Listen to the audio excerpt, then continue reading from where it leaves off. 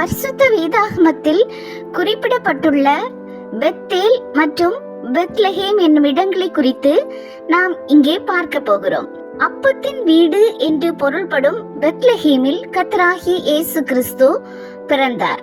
இது எருசலேமுக்கு தெற்கே அமைந்துள்ளது. பெத்லஹேமுக்கும் எருசலேமுக்கும் இடையேயான தூரம் 6 மைல், அதாவது 9 கிலோமீட்டர் தூரம். தேவனுடைய வீடு என்று பொருள்படும் பெத்தேலில் யாக்கோபு ஒரு சொப்பனம் கண்டான். அதாவது வானத்திலிருந்து பூமிக்கு ஒரு ஏணி வைக்கப்பட்டிருந்ததாகவும் அதில் தேவதூதர்கள் ஏறி இறங்குகிறவர்களாக காணப்பட்டார்கள். ஆகையால் அவன் அந்த இடத்திற்கு பெத்தேல் என்று பெயரிட்டான், அதாவது தேவனுடைய வீடு என்று. இந்த பெத்தேல் எருசலேமுக்கு வடக்கே அமைந்துள்ளது. பெத்தேலுக்கும் எருசலேமுக்கும் இடையிலான தூரம் எருசலேமுக்கு வடக்கே தோராயமாக 10 மைல்கள், அதாவது 17 கிலோமீட்டர் தொலைவில் உள்ளது.